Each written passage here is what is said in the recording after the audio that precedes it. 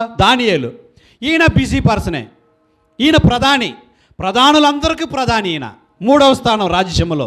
ఈయన ఏం చేశాడంట, రాజాజ్ఞ శాసనము అంటే అతన్ని దేశద్రోహిగా చిత్రీకరిస్తారని, ఒక నేరస్తుడిగా పరిగణిస్తారని, శిక్షిస్తారని ఇంత తెలిసినా ప్రార్థన చేయటం మాత్రం ఈయన మానలేదంట, క్రమం తప్పకుండా.